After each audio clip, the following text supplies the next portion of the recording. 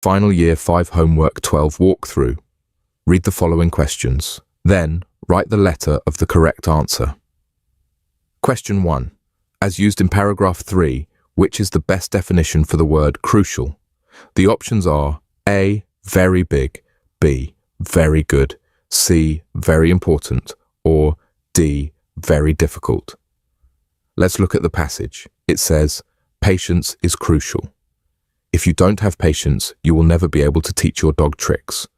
Here, crucial means something essential or necessary to succeed. The best answer is very important. The answer to question 1 is C, very important. Question 2. The main purpose of paragraph 4 is to A. Show how difficult dog training can be. B. Provide concrete advice on how to train a dog. C. Prove that the author is an expert in dog training. Or D. Suggest that treats are the most important part of dog training. Paragraph 4 gives us clear steps on how to train a dog, like using verbal and physical cues and rewarding with treats. This shows that the paragraph is all about giving practical advice for dog training. The answer to question 2 is B. Provide concrete advice on how to train a dog. Question 3. Based on the information in paragraph 4, we can understand that something verbal is A. Felt, barren seen, C. Heard, or D. Spoken. In the passage, verbal cues are commands, like sit or stay. These are spoken words the dog hears. The correct answer is spoken.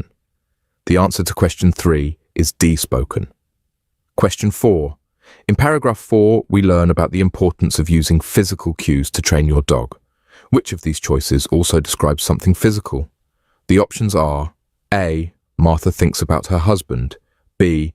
Angela dreams about her upcoming birthday. C. Rudy runs and kicks the soccer ball. Or D. Slater solves the math problem in his head. A physical cue involves action or movement. Among the choices, Rudy running and kicking the soccer ball is clearly physical. The answer to question 4 is C. Rudy runs and kicks the soccer ball. Question 5. Which of the following statements would Kyra Sundance most likely agree with? A. Dogs are very picky eaters. B. The author knows a lot about dogs. C. Dogs learn tricks best when hungry. Or D. Playing dead is the most popular dog trick. The passage mentions that Kyra advises training before dinner and rewarding with treats. This means dogs are more motivated to learn tricks when they're hungry. The answer to question 5 is C. Dogs learn tricks best when hungry.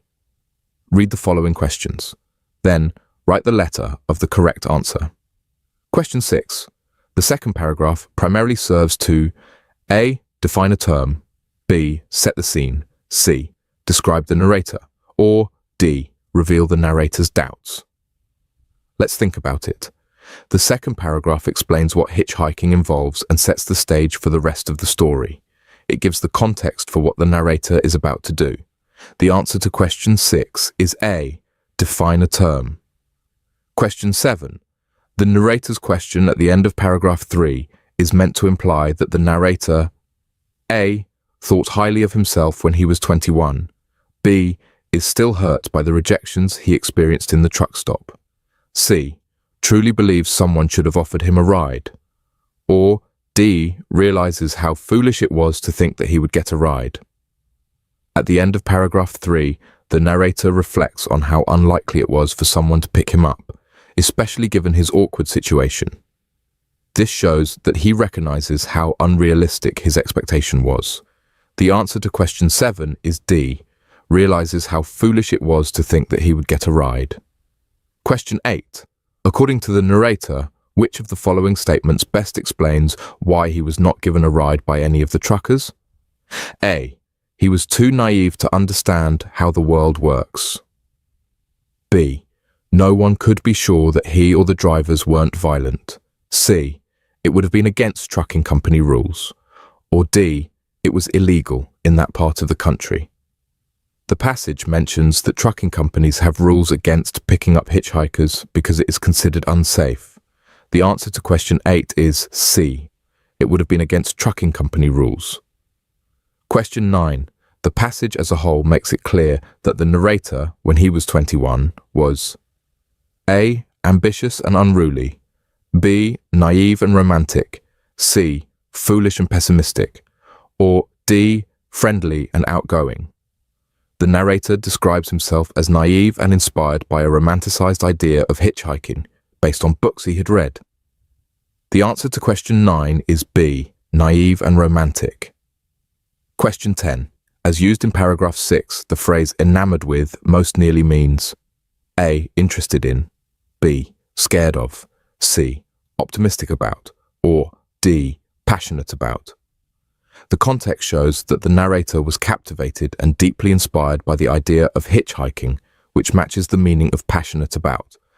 The answer to question 10 is D. Passionate about.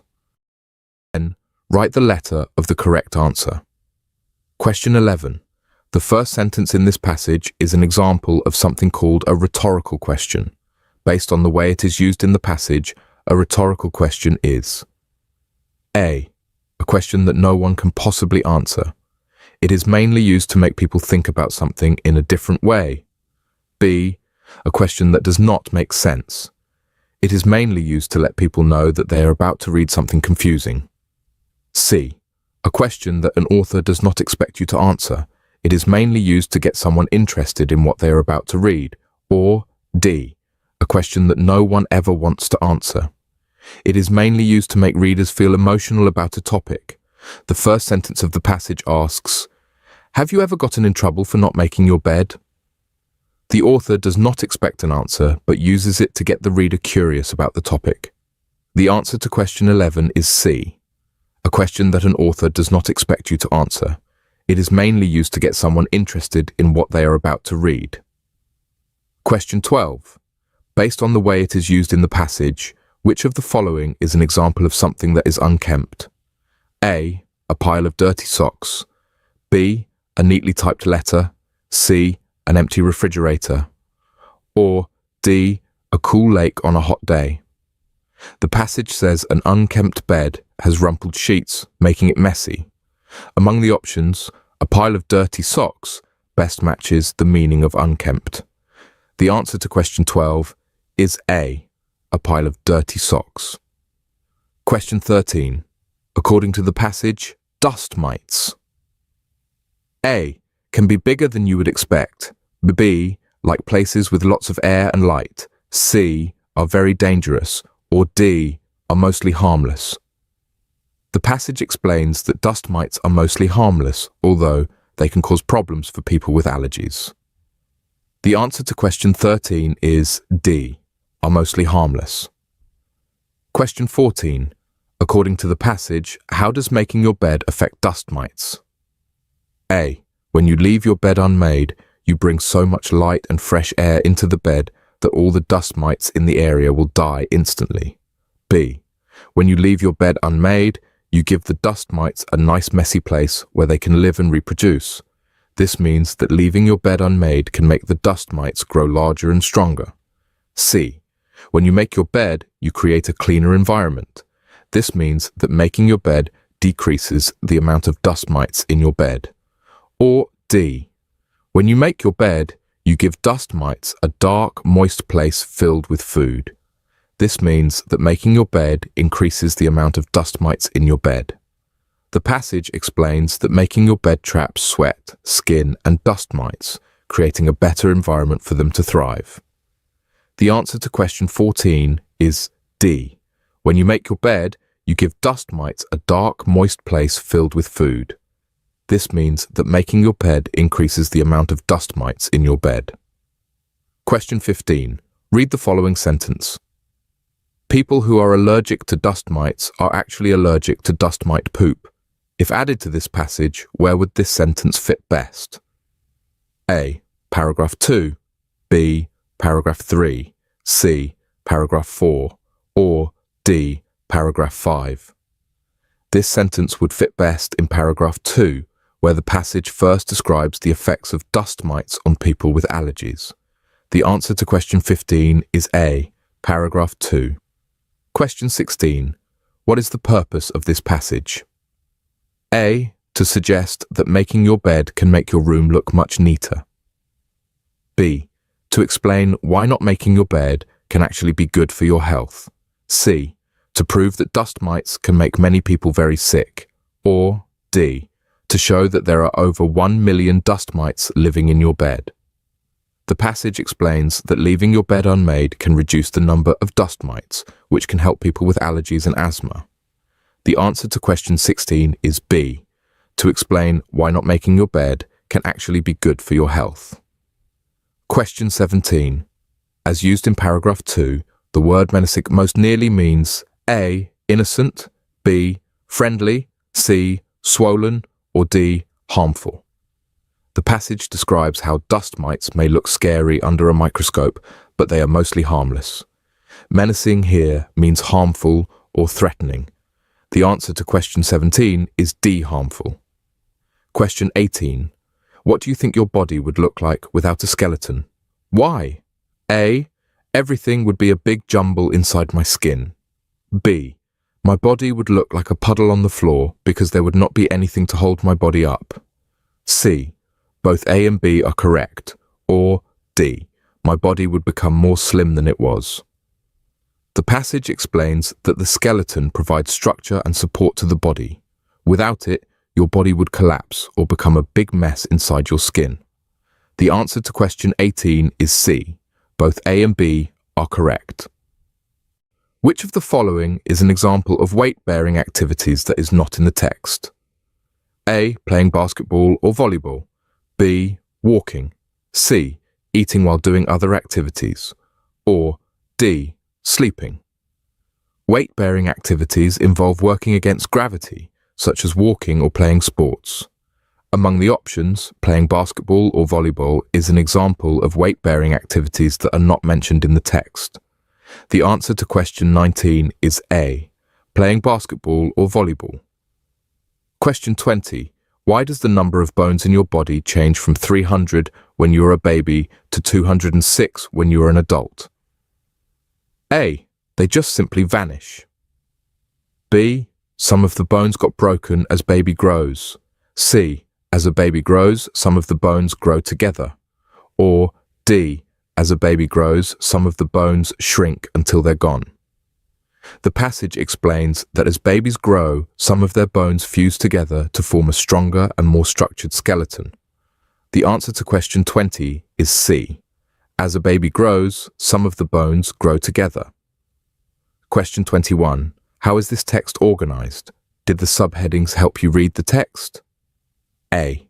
The text has an introduction, then 2 subheadings with a conclusion in the last part. Yes, the subheadings give me an idea about what I will be reading and what is going on. B. The text has an introduction, then 3 parts. Yes, the subheadings give me an idea about what I will be reading and what is going on. C. The text has no introduction but has 3 parts. No, the subheadings confused me a bit. Or D. The text has no introduction but has 2 subheadings. No, the subheadings are completely irrelevant to what is later stated in the paragraph. The text starts with an introduction, followed by 3 main sections with helpful subheadings that guide the reader. The answer to question 21 is B. The text has an introduction, then 3 parts. Yes, the subheadings give me an idea about what I will be reading and what is going on. Question 22. What do you think the word flexible means? A. Flexible means to be tough. B. Flexible means to be soft. C. Flexible means to be able to twist your body forcefully. Or D. Flexible means to be able to bend easily. The passage describes flexibility as the ability to bend or move easily, which is why baby bones made of cartilage are described as flexible. The answer to question 22 is D. Flexible means to be able to bend easily. Question 23. Why are babies so flexible? A. Some baby bones are soft. B. Some baby bones are partly cartilage. C. Some baby bones are elastic. Or D. Some baby bones are retractable. The passage explains that baby bones are partly cartilage, which makes them softer and more flexible than adult bones. The answer to question 23 is B. Some baby bones are partly cartilage. Question 24. The author says that bones are a living part of your body. What proof does the author give that they are alive? A. Bones are alive because they can grow and only living things can grow. B. Bones are alive because they are inside the human body and humans are living things. C. Bones are alive because they can continue functioning without human and independency proves that it's a living thing. Or D. Bones are alive because it absorbs oxygen just like other living things. The passage states that bones can grow and only living things have the ability to grow. The answer to question 24 is A. Bones are alive because they can grow and only living things can grow. Question 25. Out in the woods stood a nice little fir tree. The place he had was a very good one. The sun. A. Lights. B. Burned. C. Shone. Or D. Dimmed on him. The correct word here is shone, which means the sun was shining brightly on the fir tree. The answer to question 25 is C. Shone. Question 26. He did not think of the warm sun and of the fresh air. He did not care for the little cottage. A. People. B. Villager. C. Elderly. Or D. Children that ran about and prattled when they were in the woods looking for wild strawberries. The context suggests the fir tree didn't care for children who were playing and picking strawberries in the woods. The answer to question 26 is D. Children. Question 27. The children often came with a whole A. Pitcher. B. Tray. C. Glass. Or D. Plate full of berries. A pitcher full of berries is most suitable in this context. The answer to question 27 is a pitcher. Question 28. At the end of a year, he had shot up a good A. Deal, B. Dare, C. Request, or D. Plan. The phrase a good deal fits well to describe significant growth in the fir tree. The answer to question 28 is A. Deal. For with fir trees, one can always tell by the A. Whispers, B. Shoots, C. Murmurs, or D. Shrieks how many years old they are. The correct word here is shoots, as it refers to the growth of the tree that indicates its age. The answer to question 29 is B. Shoots. Question 30. Oh, were I but such a high tree as the others is. He A. Breathed, B. Panted, C. Sighed, or D. Muttered. The correct word here is sighed, as it conveys the fir tree's longing. The answer to question 30 is C. Sighed. Question 31. When there was a breeze, I could bend with as much. A. Insignificance. B. Fastness. C. Unimportance. Or D. Stateliness as the others.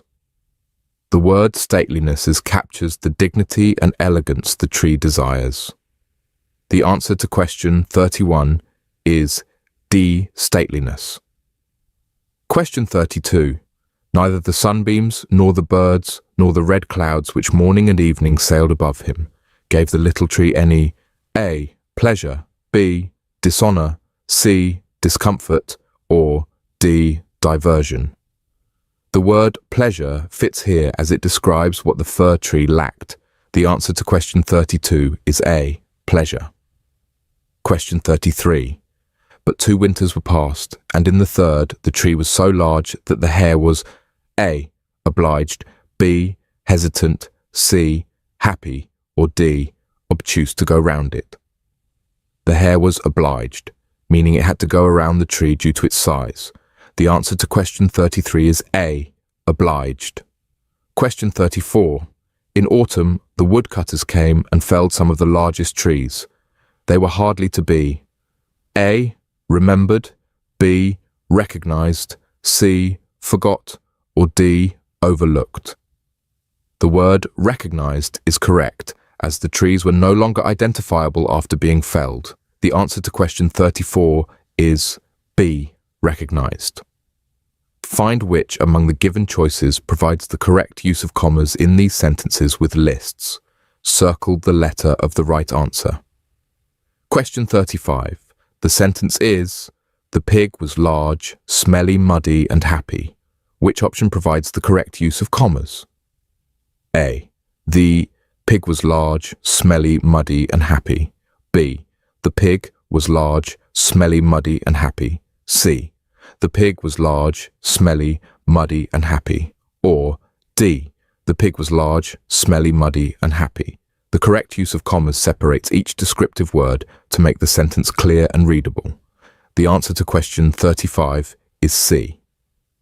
The pig was large, smelly, muddy, and happy. Question 36.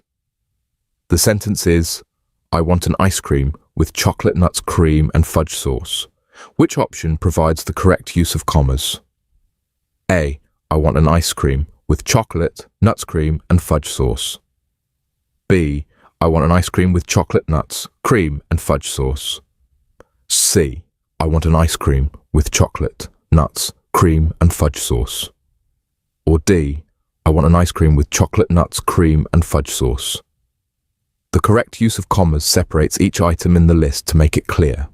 The answer to question 36 is C.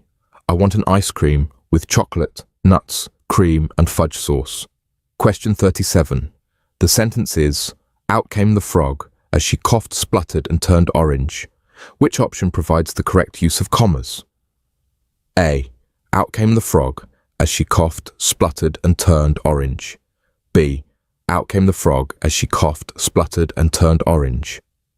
C. Out came the frog as she coughed, spluttered, and turned orange. Or D. Out came the frog as she coughed, spluttered, and turned orange.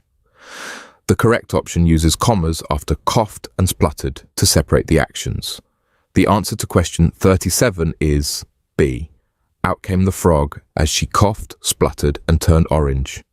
Question 38. The sentence is, the man was fat, bald, hairy, ugly, and cross. Which option provides the correct use of commas? A. The man was fat, bald, hairy, ugly, and cross. B. The man was fat, bald, hairy, ugly, and cross. C. The man was fat, bald, hairy, ugly, and cross. Or D. The man was fat, bald, hairy, ugly, and cross. The correct use of commas separates each adjective but does not include a comma before and. The answer to question 38 is A. The man was fat, bald, hairy, ugly, and cross. Question 39. The sentence is, Ryan rang the bell, but nobody answered. Which option provides the correct use of commas? A. Ryan rang the bell, but nobody answered. B. Ryan rang the bell, but nobody answered. C. Ryan rang the bell, but nobody answered. Or D. Ryan rang the bell, but nobody answered. A comma is needed before but to separate the two independent clauses. The answer to question 39 is B. Ryan rang the bell, but nobody answered. This is yelling for joy. Sue waved at Errol. Which option provides the correct use of commas? A. Yelling for joy, Sue waved at Errol. B. Yelling for joy, Sue waved at Errol. C. Yelling for joy, Sue waved at Errol. Or D. Yelling for joy, Sue waved at Errol. The comma after yelling for joy clarifies the sentence structure. The answer to question 40 is A. Yelling for joy, Sue waved at Errol. Question 41. The sentence is, Joe, the old pony, was in his field. Which option shows the correct use of full stops and capital letters? A. Joe, the old pony, was in his field. B. Joe, the old pony, was in his field. C. Joe, the old pony, was in his field. The correct answer is C, as it starts with a capital letter for Joe, uses commas correctly, and ends with a full stop. The answer to question 41 is C. Joe, the old pony, was in his field. Question 42. The sentence is, he was so old and slow that nobody rode him anymore. Which option shows the correct use of full stops and capital letters? A. He was so old and slow that nobody rode him anymore. B. He was so old and slow that nobody rode him anymore. C. He was so old and slow that nobody rode him anymore. The correct answer is A, as it starts with a capital letter and ends with a full stop. The answer to question 42 is A. He was so old and slow that nobody rode him anymore. Question 43. The sentence is, the wind was blowing. Which option shows the correct use of full stops and capital letters? A. The wind was blowing. B. The wind was blowing. C. The wind was blowing. The correct answer is B, as it uses a lowercase blowing and ends with a full stop. The answer to question 43 is B. The wind was blowing. Question 44. The sentence is, he felt cold and lonely. Which option shows the correct use of full stops and capital letters? A. He felt cold and lonely. B. He felt cold and lonely. C. He felt cold and lonely. The correct answer is B, as it follows the correct capitalization and punctuation rules.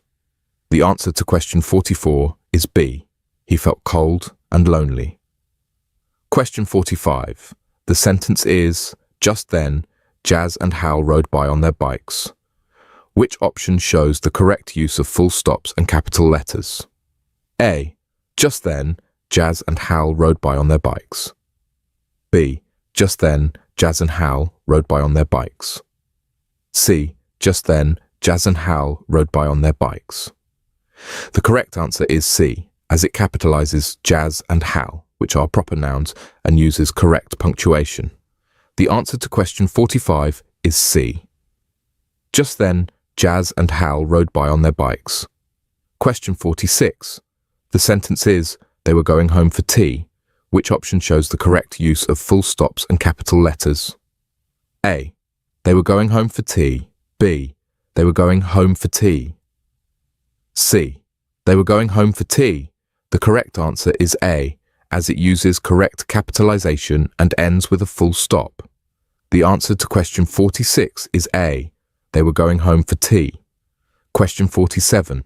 The sentence is, they felt so sorry for old Joe that they stopped to stroke him. Which option shows the correct use of full stops and capital letters? A. They felt so sorry for old Joe that they stopped to stroke him. B. They felt so sorry for old Joe that they stopped to stroke him. C. They felt so sorry for old Joe that they stopped to stroke him. The correct answer is B, as it capitalizes Joe and uses the correct punctuation. The answer to question 47 is B.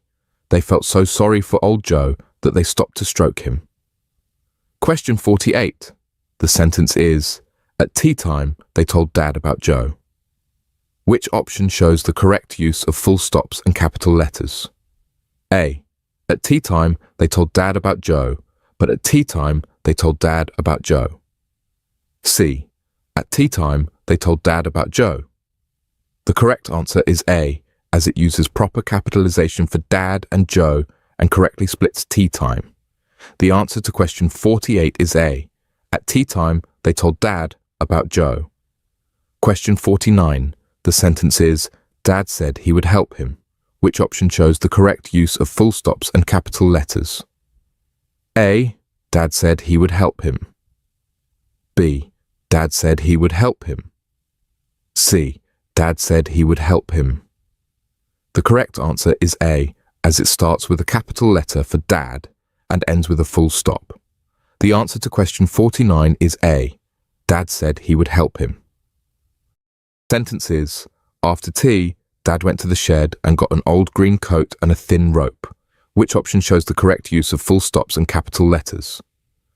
A. After tea, Dad went to the shed and got an old green coat and a thin rope. B. After tea, Dad went to the shed and got an old green coat and a thin rope. C. After tea, Dad went to the shed and got an old green coat and a thin rope. The correct answer is C, as it capitalizes Dad correctly and uses the proper structure. The answer to question 50 is C. After tea, Dad went to the shed and got an old green coat and a thin rope. Question 51. The sentence is, Jazz and Hal got the end of a loaf of bread. Which option shows the correct use of full stops and capital letters? A. Jazz and Hal got the end of a loaf bread. B. Jazz and Hal got the end of a loaf bread. C. Jazz and Hal got the end of a loaf bread. The correct answer is C, as it capitalizes Jazz and Hal correctly while keeping loaf bread in lowercase. The answer to question 51 is C. Jazz and Hal got the end of a loaf bread. Question 52. The sentence is, Dad and Jazz and Hal went back to Joe's field. Which option shows the correct use of full stops and capital letters? A. Dad and Jazz and Hal went back to Joe's field. B. Dad and Jazz and Hal went back to Joe's field. C. Dad and Jazz and Hal went back to Joe's field. The correct answer is B, as it capitalizes all proper nouns, including Joe. The answer to question 52 is B. Dad and Jazz and Hal went back to Joe's field. Question 53. The sentence is, quickly, Dad put the old coat over Joe's back and tied it on with rope. Which option shows the correct use of full stops and capital letters? A. Quickly, Dad put the old coat over Joe's back and tied it on with rope. B. Quickly, Dad put the old coat over Joe's back and tied it on with rope. C. Quickly, Dad put the old coat over Joe's back and tied it on with rope. The correct answer is B, as it capitalizes Dad and Joe correctly and uses proper punctuation. The answer to question 53 is B. Quickly, Dad put the old coat over Joe's back and tied it on with rope. Question 54. The sentence is, in no time at all, Joe was as warm as toast. Which option shows the correct use of full stops and capital letters? A. In no time at all, Joe was as warm as toast. B. In no time at all, Joe was as warm as toast. C. In no time at all, Joe was as warm as toast. The correct answer is A, as it starts with a capital letter for Joe and ends with a full stop. The answer to question 54 is A. In no time at all, Joe was as warm as toast. Question 55. The sentence is, Jazz and Hal gave Joe some of the loaf to eat. Which option shows the correct use of full stops and capital letters? A. Jazz and Hal gave Joe some of the loaf to eat. B. Jazz and Hal gave Joe some of the loaf to eat. C. Jazz and Hal gave Joe some of the loaf to eat. The correct answer is C, as it capitalizes all proper nouns, including Jazz, Hal, and Joe. The answer to question 55 is C. Jazz and Hal gave Joe some of the loaf to eat. Underline the correct form of the verb that should be used to complete the sentence. Question 56. The sentence is, he has just wrote, written, write to his cousin to ask if he had, took, taken, take the book. For the first blank, the correct word is written, as it is the past participle of write. For the second blank, the correct word is taken, as it is the past participle of take. The answer to question 56 is written and taken. Question 57. The sentence is, after he had sung, sang, sing the song, I spoke, speak, spoken to him. For the first blank, the correct word is sung, as it is the past participle of sing. For the second blank, the correct word is spoke, as it is the simple past tense of speak. The answer to question 57 is sung and spoke. Question 58. The sentence is, if I had, rang, rung, ring, the bell she would have, woke, woken, wake, in time. For the first blank, the correct word is rung, as it is the past participle of ring. For the second blank, the correct word is woken, as it is the past participle of wake. The answer to question 58 is rung and woken. Question 59. The sentence is, before I ate, eaten, eat my dinner I went and swim, swam, swum in the lake. For the first blank, the correct word is ate, as it is the simple past tense of eat. For the second blank, the correct word is swam, as it is the simple past tense of swim. The answer to question 59 is ate and swam. Sentence is, the coat which he, wear, worn, wore, had been, steal, stole, stolen. For the first blank, the correct word is wore, as it is the simple past tense of wear. For the second blank, the correct word is stolen, as it is the past participle of steal. The answer to question 60 is war, and stolen. Read the following sentences. Find which among the given choices provides the correct use of speech marks. Circle the letter of the right answer. Question 61. The sentence is, "What's for dinner?" Jacinda asked her dad. Which option shows the correct use of speech marks? A. What's for dinner? Jacinda asked her dad. B. What's for dinner? Jacinda asked her dad. C. What's for dinner? Jacinda asked her dad. The correct answer is A, as it places the spoken words inside quotation marks and uses the correct punctuation. The answer to question 61 is A. What's for dinner? Jacinda asked her dad. Question 62. The sentence is, the witch looked at her sisters and asked, "When will we three meet again?" Which option shows the correct use of speech marks? A. The witch looked at her sisters and asked, "When will we three meet again?" B. The witch looked at her sisters and asked, "When will we three meet again?" C. The witch looked at her sisters and asked, "When will we three meet again?" The correct answer is C, as it places the question within quotation marks and uses the correct punctuation. The answer to question 62 is C. The witch looked at her sisters and asked, "When will we three meet again?" Question 63. The sentence is, the mouse looked at the fox and quivered, "Please don't eat me." Which option shows the correct use of speech marks? A. The mouse looked at the fox and quivered, "Please don't eat me." B. The mouse looked at the fox and quivered, "Please don't eat me." C. The mouse looked at the fox and quivered, "Please don't eat me." The correct answer is A, as it correctly places the spoken words in quotation marks. The answer to question 63 is A. The mouse looked at the fox and quivered, "Please don't eat me." Question 64. The sentence is, "I'm stuck," declared Sam as he held up his hand. "Can you help me, please?" Which option shows the correct use of speech marks? A. "I'm stuck," declared Sam as he held up his hand. "Can you help me, please?" B. "I'm stuck," declared Sam as he held up his hand. "Can you help me, please?" C. "I'm stuck," declared Sam as he held up his hand. "Can you help me, please?" The correct answer is B, as it places both spoken phrases in quotation marks and uses proper punctuation. The answer to question 64 is B. "I'm stuck," declared Sam as he held up his hand. "Can you help me, please?" Question 65. The sentence is, "Goal," shouted the boy as the ball went to the back of the net. Which option shows the correct use of speech marks? A. "Goal," shouted the boy as the ball went to the back of the net. B. "Goal," shouted the boy as the ball went to the back of the net. C. "Goal," shouted the boy as the ball went to the back of the net. The correct answer is C, as it places the exclamation inside the quotation marks and uses proper punctuation. The answer to question 65 is C. "Goal," shouted the boy as the ball went to the back of the net. Question 66. The sentence is, Sparky was determined to retrieve the tennis ball. Which option shows the correct spelling of the word? A. Deterred, B. Deteriorated, C.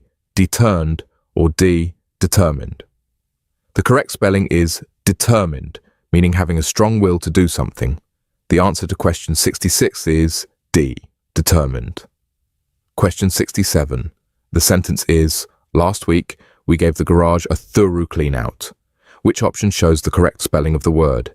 A. Through, B. Thorough, C. Through, or D. Truth. The correct spelling is thorough, meaning detailed and complete. The answer to question 67 is B. Thorough. Question 68. The sentence is, this jelly is simply marvellous, the Queen exclaimed. Which option shows the correct spelling of the word? A. Marvellous, B. Marvellous, C. Marvel, or D. Marble. The correct spelling is marvellous, meaning extraordinary or wonderful. The answer to question 68 is A. Marvellous. Question 69. The sentence is, Darryl placed his curly signature on the document. Which option shows the correct spelling of the word? A. Signature, B. Signature, C. Signature, or D. Signage. The correct spelling is signature, meaning a person's name written in their own handwriting. The answer to question 69 is C. Signature. Question 70. The sentence is, amazingly, bees use a variety of dances to communicate. Which option shows the correct spelling of the word? A. Commune, B. Commute, C. Communicate, or D. Communicate. The correct spelling is communicate, meaning to share or exchange information. The answer to question 70 is D. Communicate. On the blank. Question 71. The question is, what is the probability of the spinner not landing on 1 or 4? A. 1/5, B. 1/4, C. 1/3, or D. 1/2. The spinner has 8 sections. Numbers 1 and 4 take up a total of 4 sections. The probability of not landing on 1 or 4 is the remaining 4 out of 8 sections, which simplifies to 1/2. The answer to question 71 is D. 1/2. Question 72. The question is, what is the probability of the spinner landing on 2 or 4? A. 1/4, B. 3/8, C. 1/6, or D. 1/2. The spinner has 4 sections labelled 2 and 1 section labelled 4, making a total of 4 sections out of 8. This simplifies to 1/2. The answer to question 72 is D. 1/2. Question 73. The question is, what is the probability of the spinner not landing on 1? A. 5/8, B. 3/8, C. 4/5, or D. 2/5. The spinner has 3 sections labelled 1, leaving 5 out of 8 sections for other numbers. The probability is 5/8. The answer to question 73 is A. 5/8. Question 74. The question is, do you have an equal chance of landing on either 1 or 2? A. No, or B. Yes. The spinner has 3 sections labelled 1 and 3 sections labelled 2, so the chance of landing on either is equal. The answer to question 74 is B. Yes. Question 75. The question is, what is the probability of the spinner landing on 2 or 3? A. 4/5, B. 1/2, C. Both A and B are correct, or D. None of the above. The spinner has 3 sections labelled 2 and 1 section labelled 3, making a total of 4 out of 8 sections. This simplifies to 1/2. The answer to question 75 is B. 1/2. Question 76. The question is, what is the probability of throwing a 3? The options are 1/6, 3/8, 4/5, 1/3. A fair dice has 6 sides, and each side has an equal chance of being rolled. Since there is only one side with the number 3, the probability is 1 out of 6. The answer to question 76 is 1/6. Question 77. The question is, what is the probability of throwing a 7? The options are 1, 1/2, 0, 1/4. A standard dice has numbers from 1 to 6, so it is impossible to roll a 7. The probability is 0. The answer to question 77 is 0. Question 78. The question is, what is the probability of rolling an even number? The options are 1/3, 1/4, 1/2, 1/5. A dice has 3 even numbers, 2, 4, and 6. This makes 3 out of 6 possible outcomes, which simplifies to 1/2. The answer to question 78 is 1/2. Question 79. The question is, what is the probability of rolling a prime number? The options are 1/3, 1/4, 1/5, 1/2. A dice has prime numbers 2, 3, and 5. This is 3 out of 6 outcomes, which simplifies to 1/2. The answer to question 79 is 1/2. Question 80. The question is, what is the probability of rolling a factor of 6? The options are 2/3, 2/5, 4/5, 5/6. The factors of 6 on a dice are 1, 2, 3, and 6, which is 4 out of 6 outcomes. This simplifies to 2/3. The answer to question 80 is 2/3. Question 81. The question is, if one card is picked at random from a pack of 52 playing cards, what is the probability that it is a king? The options are A, 1/13, B, 2/3, C, 1, or D, 1/4. There are 4 kings in a pack of 52 cards. The probability is 4 out of 52, which simplifies to 1/13. The answer to question 81 is A, 1/13. Question 81. The question is, if one card is picked at random from a pack of 52 playing cards, what is the probability that it is a king? The options are A, 1/13, B, 2/3, C, 1, or D, 1/4. There are 4 kings in a pack of 52 cards. The probability is 4 out of 52, which simplifies to 1/13. The answer to question 81 is A, 1/13. Question 82. The question is, what is the probability of picking the ace of spades? The options are A, 450 seconds, B, 350 seconds, C, 250 seconds, or D, 150 second. There is only one ace of spades in the pack, so the probability is 1 out of 52. The answer to question 82 is D, 150 second. Question 83. The question is, what is the probability of picking a heart? The options are A, 1150 seconds, B, 1250 seconds, C, 1350 seconds, or D, 1450 seconds. There are 13 hearts in a pack of 52 cards, so the probability is 13 out of 52. The answer to question 83 is C, 1350 seconds. Is a cash bag contains 2 20p coins, 5 5p coins, 4 10p coins, 3 2p coins, and 3 1p coins. Find the probability of picking a 10p coin. The options are A, 1/17, B, 2/17, C, 3/17, or D, 4/17. There are 17 coins in total, and 4 of them are 10p coins. The probability is 4/17. The answer to question 84 is D, 4/17. Question 85. The question is, what is the probability of picking a 2p coin? The options are A, 1/17, B, 2/17, C, 3/17, or D, 4/17. There are 3 coins that are 2p out of 17. The probability is 3/17. The answer to question 85 is C, 3/17. Question 86. The question is, what is the probability of picking a silver coin? The options are A, 11/17, B, 12/17, C, 13/17, or D, 14/17. A silver coin includes the 20p, 10p, and 5p coins. There are 2 plus 4 plus 5 equals 11 silver coins out of 17. The probability is 11/17. The answer to question 86 is A, 11/17. Question 87. The question is, a bag contains 5 green balls, 2 red balls, and 4 yellow balls. What is the probability of picking a green ball?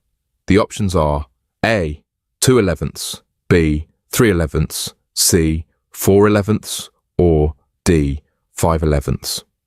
There are 11 balls in total, and 5 of them are green. The probability is 5/11. The answer to question 87 is D, 5/11. Question 88. The question is, what is the probability of picking a red ball? The options are A, 2/11, B, 3/11, C, 4/11, or D, 5/11. There are 2 red balls out of 11. The probability is 2/11. The answer to question 88 is A, 2/11. Question 89. The question is, what is the probability of picking a yellow ball? The options are A, 2/11, B, 3/11, C, 4/11, or D, 5/11. There are 4 yellow balls out of 11. The probability is 4/11. The answer to question 89 is C, 4/11. Question 90. The question is, in a bag with 6 balls numbered 1 to 6, what is the probability of taking out the ball numbered 5? The options are A, 1/6, B, 1/5, C, 1/4, or D, 1/3. There are 6 balls and only one is numbered 5. The probability is 1 out of 6. The answer to question 90 is A, 1/6. Question 91. The question is, what is the probability of picking the King of Hearts from a pack of 52 cards? The options are A, 5 50-seconds, B, 3 50-seconds, C, 1 50-second, or D, 7 50-seconds. There is only one King of Hearts in the pack, so the probability is 1 out of 52. The answer to question 91 is C, 1 50-second. Question 92. The question is, if a coin is thrown 10 times, how many times is it likely to land on heads? The options are A, 3 out of 7, B, 1/2, C, 5 out of 8, or D, 2/3. Since the probability of getting heads in one toss is 1/2, it is likely to land on heads 5 out of 10 times. The answer to question 92 is B, 1/2. Question 93. The question is, in a bag with 3 red balls and 4 blue balls, what is the probability of picking a red ball?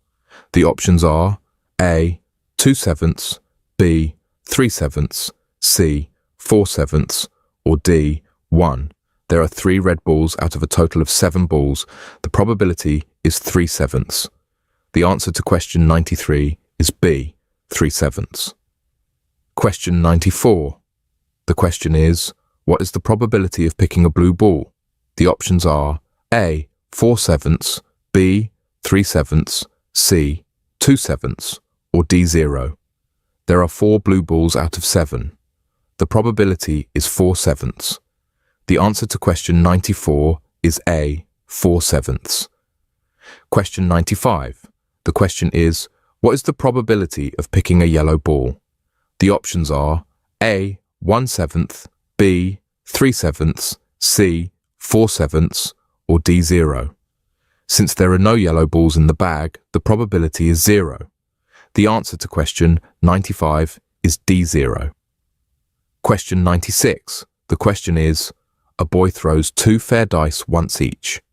What is the probability that he gets a double 6? The options are A, 1/36, B, 1/24, C, 1/12, or D, 1/6. Each die has 6 faces, so the total number of outcomes is 36. There is only one outcome with a double 6. The probability is 1/36. The answer to question 96 is A, 1/36. Okay, question 97. It's a very simple reason here. Look at what is changing from box to box. Okay, you can see the circle is moving left, then right, then left, then right. Okay, so if we're going to reverse that change, we're going to go backwards one. We know that this circle should be on the right side and it should be a bit further up, because you see the circle is actually going downwards. Okay, so it's either going to be B or C. What else is changing? You can see the rectangle at the bottom slowly rising. Okay, that means the first box should be a bit lower than the second box, which is going to be option B. Second question, 98, you can see box 1 is exactly the same as box 3, meaning this box should be exactly the same. It's a skipping pattern here. 1, 3, 5, okay? Only option B is exactly. Question 99. The equation is 5 times 3 plus 10 equals 11 plus 12 plus 2, 4, 6, 8. The correct answer is 2. Why? Let us solve it step by step. On the left-hand side, 5 times 3 is 15. 15 plus 10 is 25. On the right-hand side, 11 plus 12 is 23. 23 plus 2 is 25. Both sides equal 25 when you add 2. The answer to question 99 is 2. Take a moment to think about that. Question 100. The equation is 40 divided by 10 minus 1 equals 10, 15, 20, 25, minus 13, minus 4. The correct answer is 20. Why? Let us solve it step by step. On the left-hand side, 40 divided by 10 is 4. 4 minus 1 is 3. On the right-hand side, 20 minus 13 is 7. 7 minus 4 is 3. Both sides equal 3 when you use 20. Pause for a moment to let that sink in.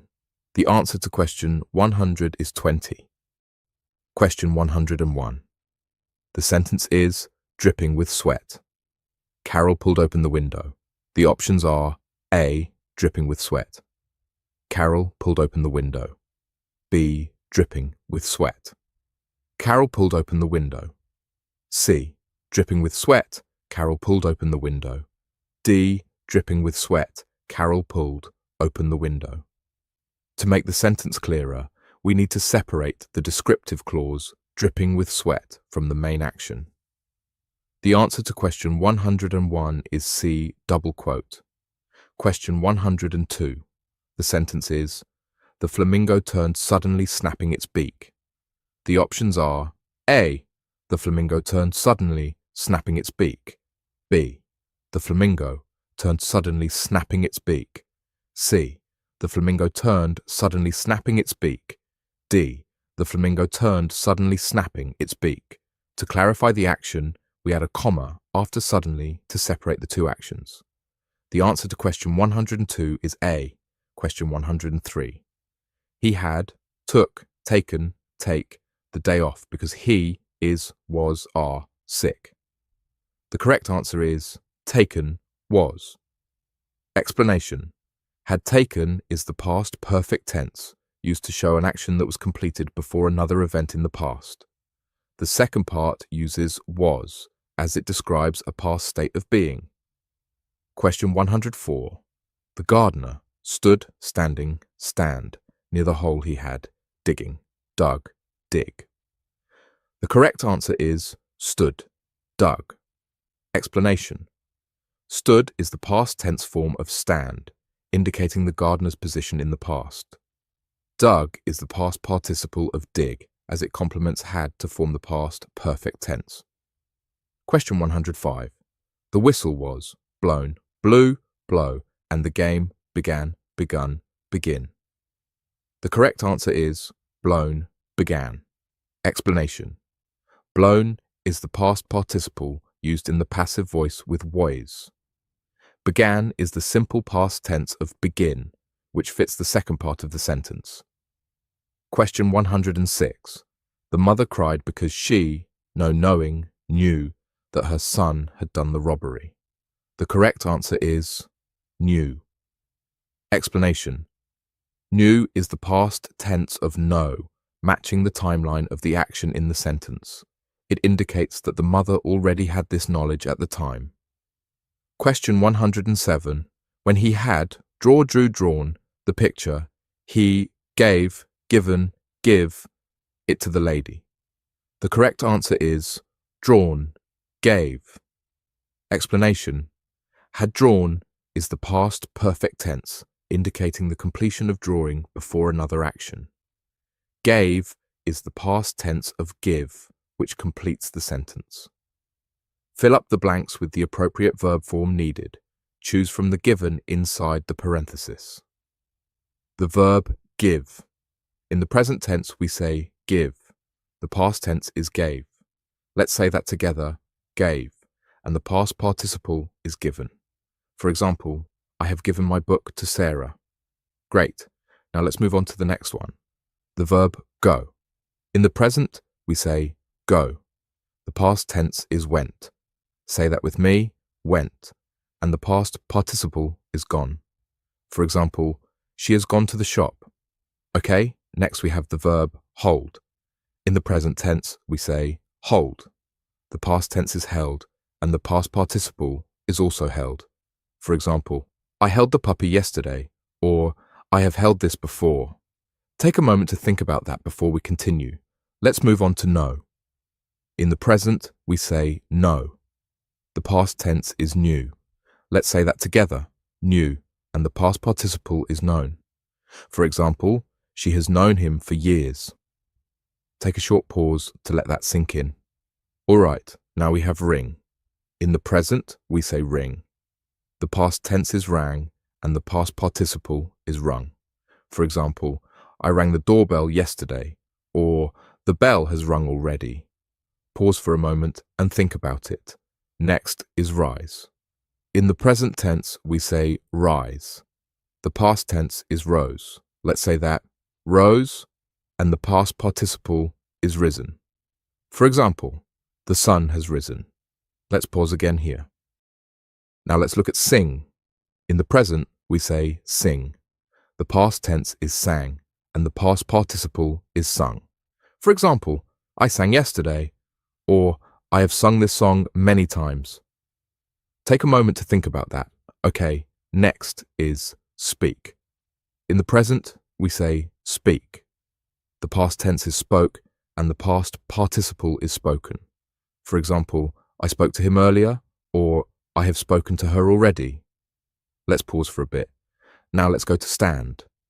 In the present tense, we say stand. The past tense is stood, and the past participle is also stood. For example, I stood there for an hour, or I have stood in this spot before. Take a moment to think about that one. We have steal. In the present, we say steal.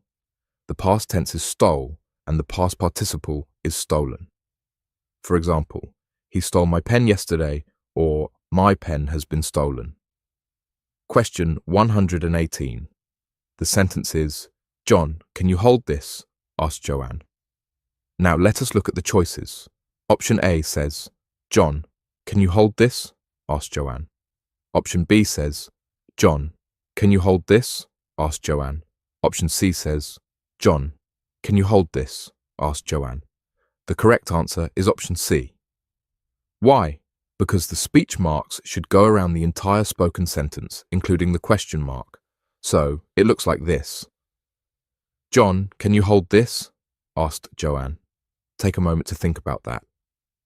Question 119. Next we have, off with her head, shouted the Queen of Hearts. Here are the choices. Option A says, off with her head, shouted the Queen of Hearts. Option B says, off with her head, shouted the Queen of Hearts. Option C says, off with her head, shouted the Queen of Hearts. The correct answer is option C. Why? Because whenever someone is shouting or saying something directly, the entire phrase they say needs to be inside speech marks. So, it should be, off with her head, shouted the Queen of Hearts. Let us pause for a moment to think about that. Question 120. Finally we have. The policeman asked, can I see your license, please? Here are the choices. Option A says, the policeman asked, can I see your license, please? Option B says, the policeman asked, can I see your license, please? Option C says, the policeman asked, can I see your license, please? The correct answer is option A. Why? Because when the policeman's question is directly quoted, it needs to be inside speech marks. The sentence should read, the policeman asked, can I see your license, please? Notice how the speech marks start and end around the question. Take a moment to let that sink in. Question 118. The sentence is, John, can you hold this? Asked Joanne.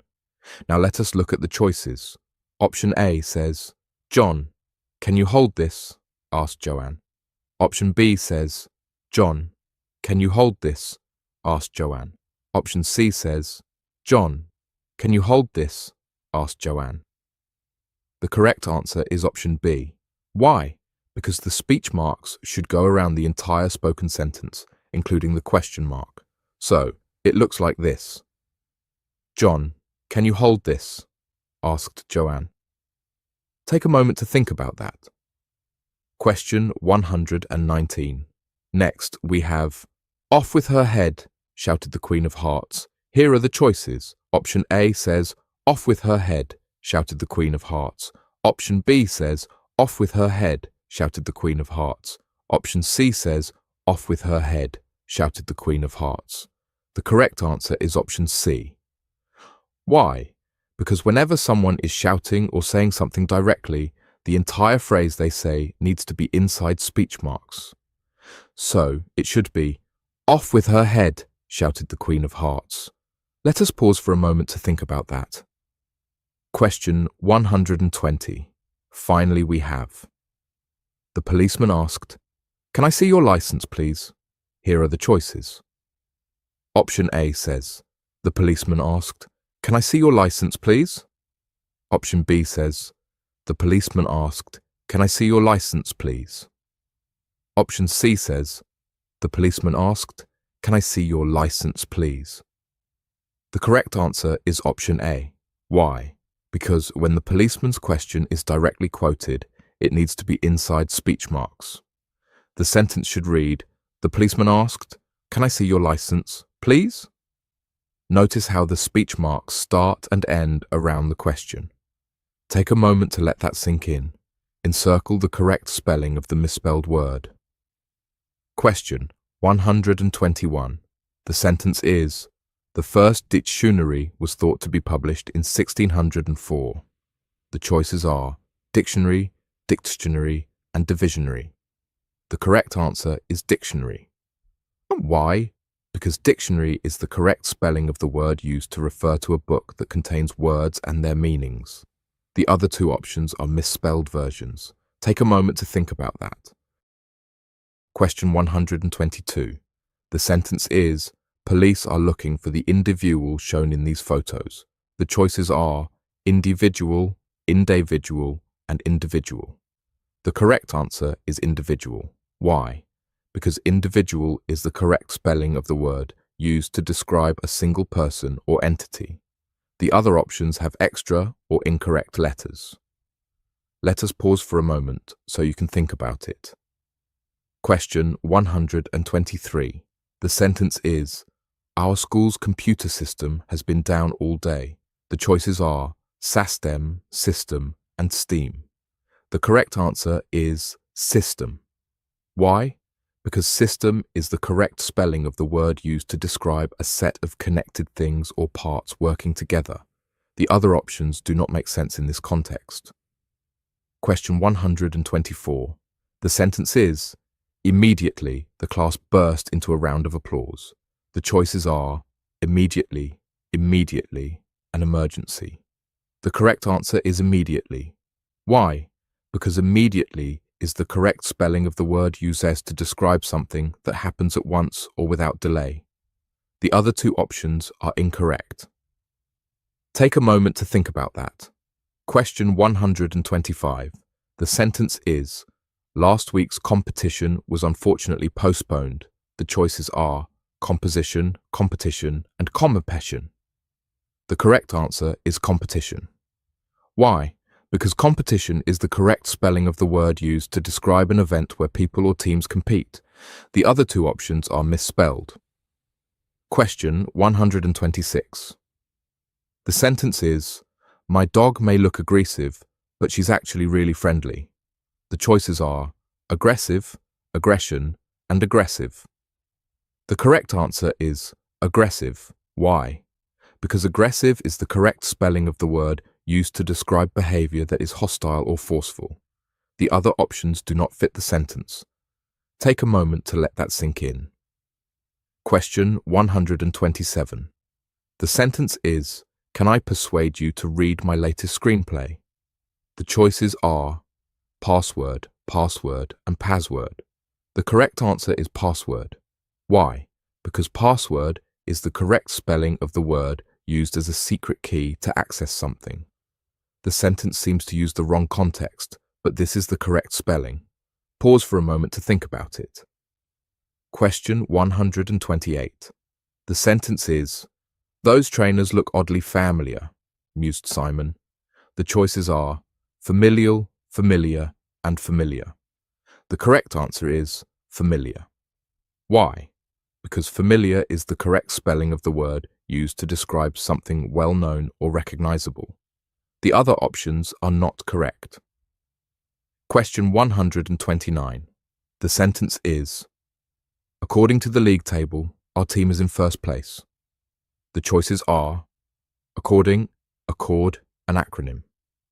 The correct answer is according. Why? Because according is the correct spelling of the word used to refer to something based on a source. The other options do not make sense in this context. Take a moment to think about that. Question 130. The sentence is, an amphibious vehicle can take people across land and water. The choices are vesicle, vehicle, and vehement. The correct answer is vehicle. Why? Because vehicle is the correct spelling of the word used to describe a mode of transport like a car or bus. The other options are incorrect. Question 131. The sentence is, the broken plant pot would require an expansion. The choices are expansion, expansion, and expansion. The correct answer is expansion. Why? Because expansion is the correct spelling of the word used to describe the process of increasing or growing in size. The other options are misspelled. Question 132. What is the probability of the spinner landing on 3? The choices are option A, 1 over 5. Option B, 1 over 4. Option C, 1 over 3. Option D, 1 over 8. The correct answer is option D, 1 over 8. Why? Because there are 8 equal sections on the spinner, and only one section has the number 3. The probability of landing on 3 is 1 out of 8. Let us pause and think about that. Question 133. What is the probability of the spinner landing on 1? The choices are option A, 1 over 4. Option B, 3 over 8. Option C, 1 over 6. Option D, 1 over 2. The correct answer is option B, 3 over 8. Why? Because there are 3 sections with the number 1 out of a total of 8 sections. This makes the probability 3 out of 8. Take a moment to let that sink in. Question 134. What is the probability of the spinner not landing on A or C?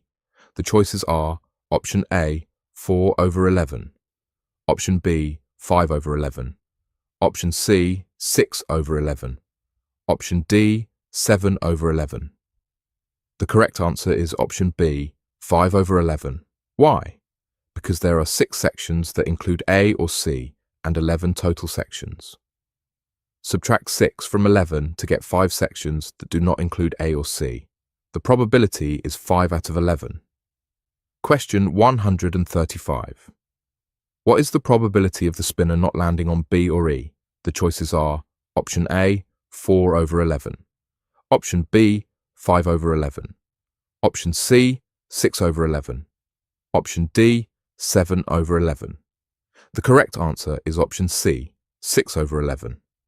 Why? Because there are 5 sections that include B or E. Subtract 5 from 11 to get 6 sections that do not include B or E. The probability is 6 out of 11. Question 136. What is the probability of the spinner not landing on B? The choices are option A, 8 over 11. Option B, 7 over 11. Option C, 6 over 11. Option D, 5 over 11. The correct answer is option B, 7 over 11. Why? Because there are 4 sections that include B. Subtract 4 from 11 to get 7 sections that do not include B. The probability is 7 out of 11. Take a moment to think about it. Question 137. What is the probability of the spinner not landing on C? The choices are option A, 8 over 11, option B, 7 over 11, option C, 6 over 11, option D, 5 over 11. The correct answer is option B, 7 over 11. Why? Because there are 4 sections that include C. Subtract 4 from 11 to get 7 sections that do not include C. The probability is 7 out of 11. Question 138. Do you have an equal chance of landing on either C or E? The choices are option A, yes. Option B, no. The correct answer is option B, no. Why? Because there are 4 sections with C and only 1 section with E. The chances are not equal. Question 139. What is the probability of the spinner landing on C or E? The choices are option A, 4 over 11, option B, 5 over 11, option C, 6 over 11, option D, 7 over 11. The correct answer is option B, 5 over 11. Why? Because there are 4 sections with C and 1 section with E. Add them together to get 5 sections. The probability is 5 out of 11. Take a moment to let that sink in. Question 140. Do you have an equal chance of landing on either B or E? The choices are option A, yes, option B, no. The correct answer is option B, no. Why? Because there are 4 sections with B and only 1 section with E. The chances are not equal. Question 141. What is the probability of throwing a number less than 4? The choices are option A, 2 over 3, option B, 4 over 5, option C, 3 over 6, option D, 5 over 7. The correct answer is option C, 3 over 6. Why? Because there are 6 numbers on a fair die, 1, 2, 3, 4, 5, and 6. The numbers less than 4 are 1, 2, and 3, which means there are 3 favorable outcomes out of 6 possible outcomes. Simplifying this gives 1 over 2, but the question's answer is written as 3 over 6, so it matches exactly. Question 142. A boy throws 2 fair dice once each. If he throws only 1 fair die, what is the probability of getting a 3? The choices are option A, 1 over 3, option B, 1 over 4, option C, 1 over 5, option D, 1 over 6. The correct answer is option D, 1 over 6. Why? Because there are 6 sides on a fair die and only one of them shows the number 3. The probability is therefore 1 favorable outcome out of 6 total outcomes, which is 1 over 6. Question 143. What is the probability that the boy gets a 3 or a 4 with 1 fair die? The choices are option A, 1 over 3, option B, 1 over 4, option C, 1 over 5, option D, 1 over 6. The correct answer is option A, 1 over 3. Why? Because there are 6 possible outcomes when rolling a die, and 2 of those outcomes are 3 and 4. The probability is 2 favorable outcomes out of 6 total outcomes. Simplify this to 1 over 3. Take a moment to think about it. Question 144. Imagine you are building a stack of hexagons, one inside another, and the colors take turns from the outside to the middle. Picture 1 has a single black hexagon. Picture 2 has 2 hexagons, with a white one on the outside and a black one inside. Picture 3 has 3, going black on the outside, then white, then black again. Picture 5 shows 5 hexagons, in the order black, white, black, white, black, which proves the color pattern keeps alternating. That means picture 4 must sit between 3 and 5 with 4 hexagons that keep the same color order, starting white on the outside, then black, then white, then black in the center. The option that shows exactly 4 hexagons in that order is A. Question 145. There's a small black dot in the center and straight border lines that rotate around the square 1 step clockwise each time. The dot never moves, only the border lines turn. If you use picture 3 as your marker, you can see that picture 2 must be 1 step earlier than picture 3, and picture 1 is 1 step earlier again. Keeping that steady 1-step turn puts the missing picture's lines in the exact position shown by option D. Any answer that skips a step or turns the wrong way is not correct. Question 146. Think of 16 tiny circles in a grid. At the start, only 2 are black and the rest are white. Each new picture turns 2 more circles black, and at the same time, one of the white circles disappears completely, so the total number of circles you can see gets smaller as you go along. By picture 4, there are 8 black circles and 3 white circles have gone missing. One more step makes 10 black circles and 4 white circles missing, which is exactly what picture 5 should show. The choice that shows that result is option E. Question 147. Each picture shows an arrow that changes in 3 ways at once. It slowly turns around the page, its color gets darker step by step from white to gray to black, and a thin line inside the arrow slides from the tail towards the head while getting thicker. In picture 1, the arrow is white, points to the right, and the thin line is very close to the tail. In picture 2, the arrow is light gray, points down right, and the line has moved a little forward and is a bit thicker. In picture 3, the arrow is a darker gray, points straight down, and the line sits roughly in the middle and is thicker again. The 5th picture is black, points to the left, and the line is very close to the head and at its thickest. So the missing 4th picture must be the next step after picture 3. The arrow should be dark gray, turned to the bottom left, and the inner line should have moved nearer the head and become a little thicker than before.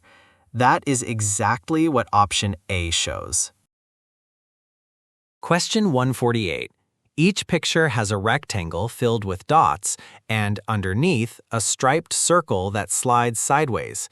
The rule for the rectangle is that if the background is black, then the dots are white, and if the background is white, then the dots are black, and the dots change size over time. The striped circle starts on the far left and moves across to the right as the pictures go on, a little step each time. In picture 1, the rectangle is black with white square-shaped dots and the striped circle sits on the left edge. In picture 3, the rectangle is white with big round black dots and the striped circle is in the middle. In picture 4, the rectangle stays white, but the round dots are smaller than in picture 3, and the striped circle has moved to the left side, but not all the way to the edge. In picture 5, the rectangle is still white, the round dots are smaller again, and the striped circle is now back on the left edge. That means picture 2 should be the next step after picture 1. Keep the rectangle black with white square dots, but make the dots larger than in picture 1, and nudge the striped circle a little to the right from the left edge. The option that matches this description is A. Question 149. Every picture shows 2 arrows, one straight and one curved, and both of them take turns to point in new directions by moving one step anti-clockwise each time. In picture 1, the straight arrow points to the bottom left and the curved arrow opens towards the right. In picture 2, the straight arrow points straight down and the curved arrow opens towards the upper right. In picture 3, the straight arrow points to the bottom right and the curved arrow opens straight up. In picture 4, the straight arrow points to the right and the curved arrow opens to the upper left. Following the same anti-clockwise step again, the straight arrow in picture 5 should point to the upper right and the curved arrow should open towards the lower left, which is exactly what option A shows. Question 150. The pictures show a plain square that gains exactly one extra line in each new frame. Picture 1 has 1 line, picture 2 has 2, picture 3 has 3, and picture 5 has 5. So the missing picture 4 must have 4 lines. To keep this step-by-step pattern correct, adding just one new line each time, the only way to complete the set is to include the next single line so that the total reaches 4. In this sequence, the missing line is the horizontal one, which makes the 4th picture the version shown in option C. Question 151. There are 2 easy rules to spot here. First, the shape itself gains 1 extra side each time. Triangle, 3 sides, then square, then pentagon, then hexagon, then a 7-sided arrow/heptagon shape, 7. Second, the number of shapes follows the square numbers pattern: 1 squared, 2 squared, 3 squared, 4 squared, 5 squared. That means picture 1 should show 1 triangle, picture 2 shows 4 squares, so picture 3 must show 9 pentagons. Picture 4 then shows 16 hexagons, and picture 5 shows 25 of the 7-sided shapes. So, the missing picture 3 is the one with 9 pentagons, which matches option E. Question 152. Think of the line as taking turns between a backslash and a slash, and think of the little star as doing two things at once. It switches side to match the line, left when it's a backslash, right when it's a slash, and it moves down a little bit further each time. In picture 2, the line is a backslash, and the star is on the left just below the top. In picture 3, the line changes to a slash, and the star moves to the right and drops to about the middle. In picture 4, it's a backslash again, with the star back on the left, now lower than before. In picture 5, it's a slash, with the star on the right all the way near the bottom. Working backwards, picture 1 must be the step before picture 2. The line should be a slash because they alternate, and the star should be on the right near the top because it hasn't started its downward journey yet. That description matches option A. Question 153. The rectangle gets a little darker in each new picture, and at the same time, it gains one extra slash line and one extra short horizontal line that climbs upwards in neat steps. Picture 1 is white with one slash and one short horizontal. Picture 2 is light gray with 2 slashes and 2 short horizontals. Picture 3 is mid-gray with 3 of each. Picture 4 is dark gray with 4 of each. So picture 5 should be very dark gray and show 5 slashes and 5 short horizontals arranged in the same upward ladder. That matches option B. Tip: because the background is so dark in the last frame, the thin slashes and little horizontals can be hard to spot. Look closely. Inside a big circle, there's a striped rectangle. The stripe direction swaps each time. First slashes, then backslashes, then slashes again, and so on. A small circle also changes in a steady pattern.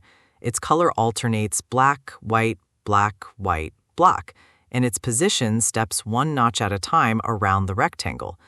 In picture 1, the circle is black at the top right of the rectangle. In picture 2, it's white on the right side. In picture 3, it's black at the bottom right, and in picture 5, it's black at the bottom left.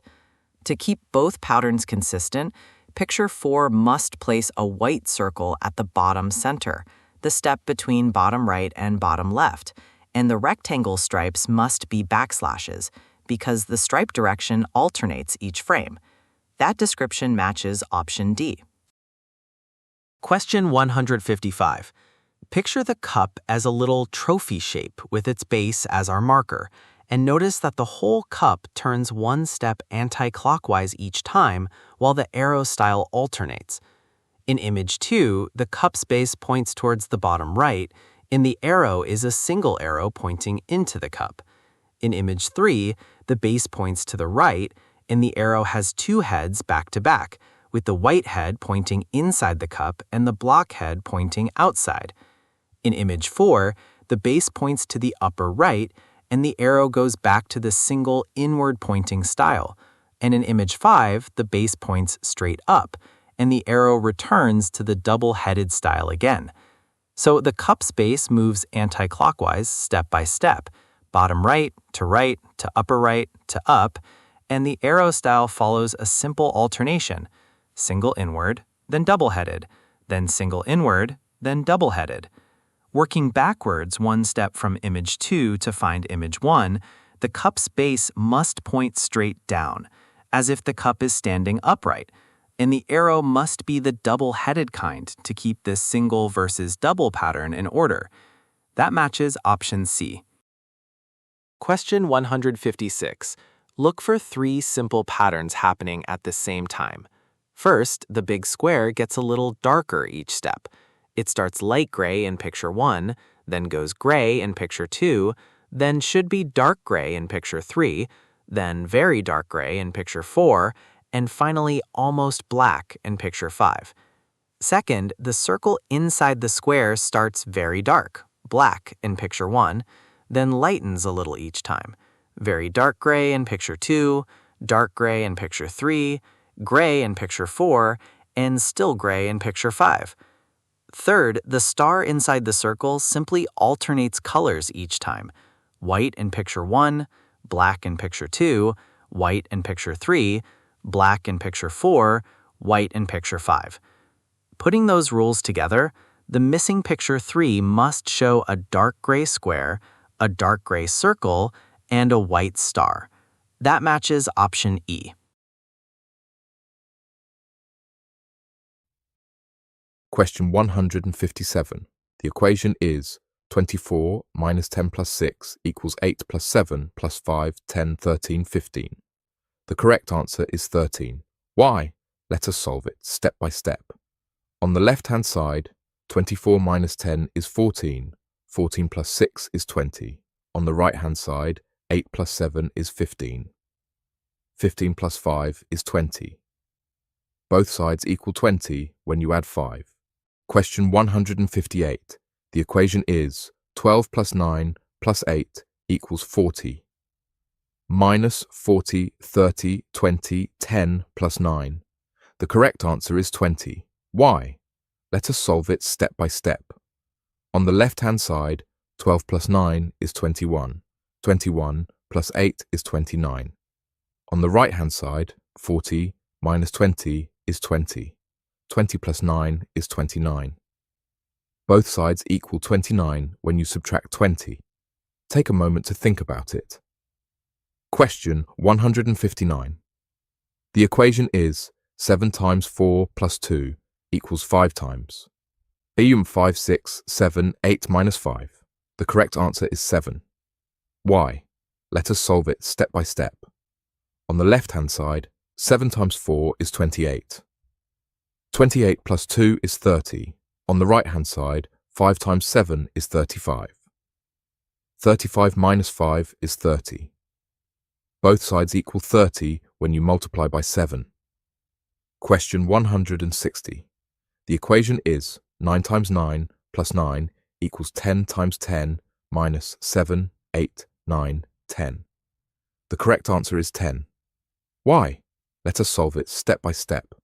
On the left-hand side, 9 times 9 is 81. 81 plus 9 is 90. On the right-hand side, 10 times 10 is 100. 100 minus 10 is 90. Both sides equal 90 when you subtract 10. Take a moment to let that sink in. Question 161. The equation is 80 minus 42 plus 5 equals 8 times 5, 10, 15, 20 plus 3. The correct answer is 5. Why? Let us solve it step by step. On the left-hand side, 80 minus 42 is 38. 38 plus 5 is 43. On the right-hand side, 8 times 5 is 40. 40 plus 3 is 43. Both sides equal 43 when you multiply by 5. Question 162. The equation is 48 minus 18 minus 7 equals 6, 7, 8, 9 times 3 plus 2. The correct answer is 7. Why? Let us solve it step by step. On the left-hand side, 48 minus 18 is 30. 30 minus 7 is 23. On the right-hand side, 7 times 3 is 21. 21 plus 2 is 23. Both sides equal 23 when you multiply by 7. Let us pause for a moment. Question 163. The equation is 4 times 5 times 5 equals 33 plus 20, 25, 30, 35 plus 32. The correct answer is 35. Why? Let us solve it step by step. On the left-hand side, 4 times 5 is 20. 20 times 5 is 100. On the right-hand side, 33 plus 35 is 68. 68 plus 32 is 100. Both sides equal 100 when you add 35. Question 164. Matrix question. The pattern is going left to right. So, we know what changed from top left box to top right box is it just went from pointing right to pointing upwards. So this is a 90-degree rotation anti-clockwise. So this one is pointing right, it should now be pointing upwards, which is going to be option 165. The triangle on the outside comes to the inside, whereas the shape on the inside comes to the outside. So if we do the exact same thing, we should get option A, where you got the square on the outside and the pentagon on the inside. Question 166. Pattern is going down. The heart flips upside down. Now if we flip this shape upside down, we'll get option E. Question 167. Pattern is going left to right.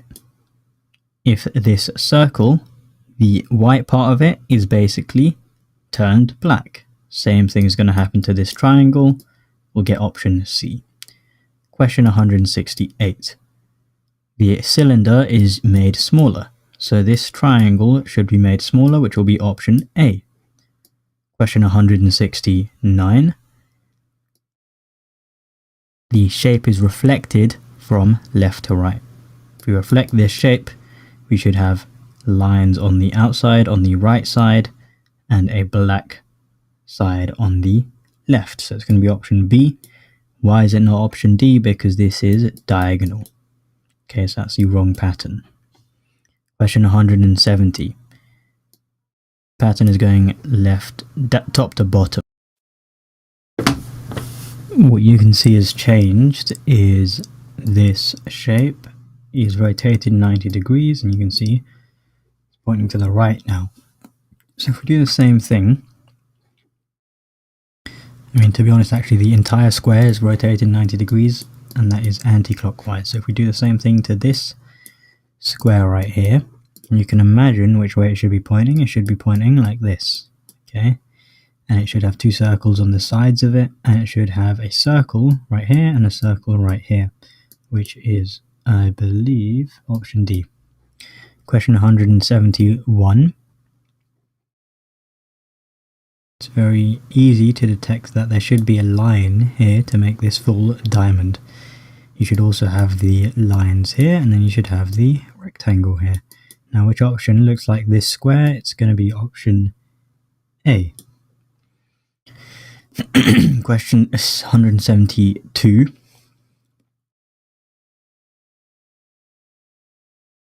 Again, if we fill out this square and then fill out this circle, put a triangle in the corner, and also put a square here. Which one of these options actually looks like that? Well, this is missing the circle, so it's not going to be option A. It's going to be option D. Question 173. Again, imagine this is a full X and you have a circle down here. You also should have a little thing in the top right corner, so that's going to be option E. Question 174. Now this one's a bit more difficult. 9 boxes in a grid. Look for which direction the pattern might be going. So if you look left to right, you can see I've got an arrow pointing right, down, and left. Down, left, up. Okay, so it looks like there's no pattern left to right. Maybe check vertically to see if there's a pattern. You've got right and left, and then you've got up and down. So what I would assume is up, and this one should be down, okay? Now, how do I confirm that this vertical pattern is correct? Usually when you have a vertical pattern, you've also got some sort of diagonal pattern. So I'm going to draw in another color. Look at what's happening across this diagonal. These are all the exact same. This one, same arrow, okay? So you can see across the diagonals, you have an arrow that is pointing the same direction, okay? So we know our arrow has to be a downwards one. Leaves you with option A. You can see the other pattern that's going on is that it's losing a circle each time. You've got 4, 3, 2, okay? Either way, we know the answer is A. Question 175. Go from left to right. 2 triangles, 1 triangle, no triangles. What about these circles? You've got 4 circles, 3 circles, 5 circles. Okay, it's hard to decipher what a pattern is there, but if we go vertically, 2, 3, 4. That's a bit simpler, isn't it? Same thing with this vertical. You got 1, 2, 3. Okay, so we know this is going to be 0, 1. This is going to have 2 triangles. Let's cancel out any of them that don't have 2 triangles. Either A or C. Let's now look at what else changed. So you got 4 circles, 3 circles, 2 circles. So the number of circles decreases. So you got 5, 4. We should have 3, which is going to be option A. Question 176, very simple. Look left to right. You can see the shape is just getting smaller. So a smaller square is going to be option C. Question 177. Again, look for the diagonals or the verticals.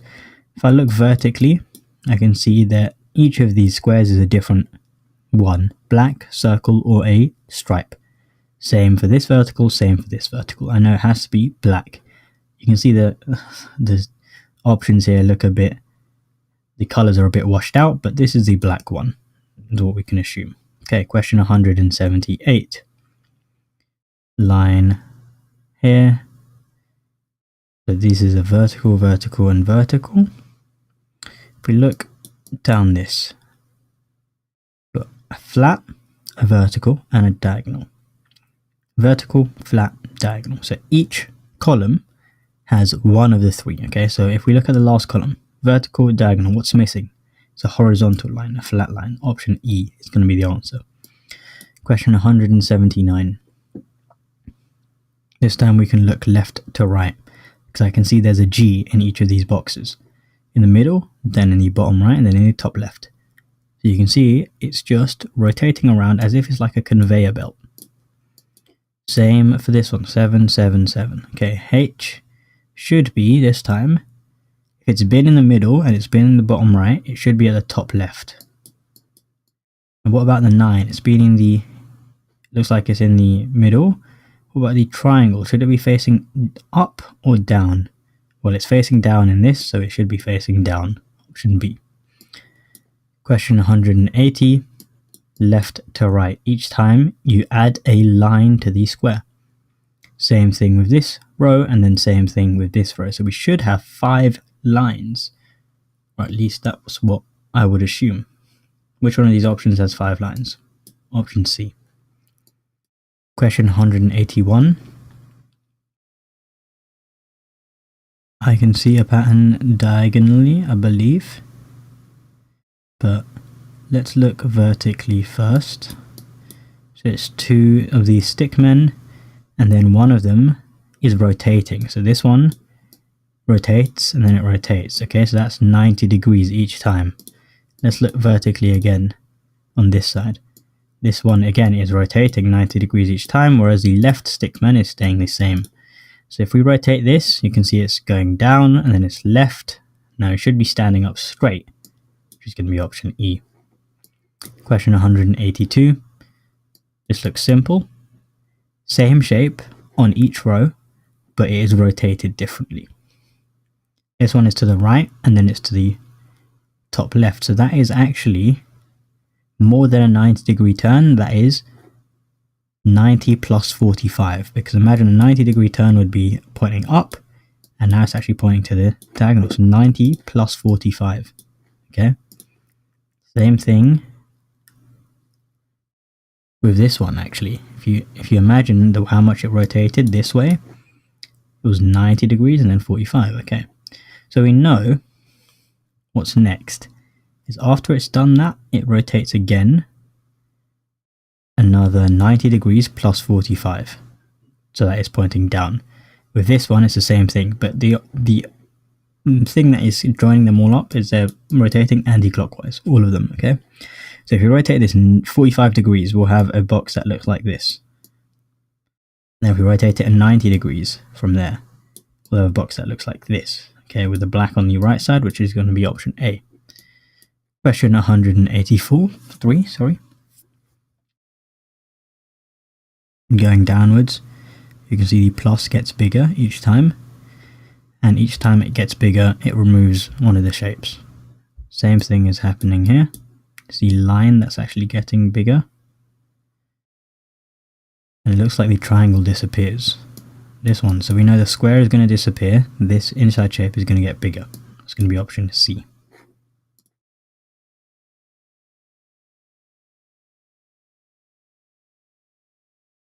Okay. Look at verbal reasoning codes. 184. What you have to do with these ones is look at the patterns. So C, how do I get from C to D? How do I get from D to F? So you can count.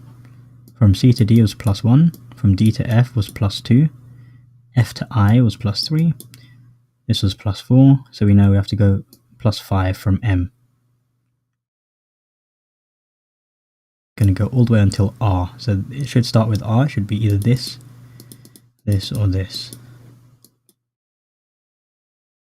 Look at the second letter, B goes backwards to A, and then it goes from A all the way backwards, -2 to Y, and then -3, and then -4, and then it should be -5 from R, okay, 1, 3, 4, 5, so we should have M, RM. Question 185. We go LM to KN. So L to K is -1, K to I is -2, and I to F -3, F to B is -4, so if we go -5 now, 1, 2, 3, 4, 5, it should be W.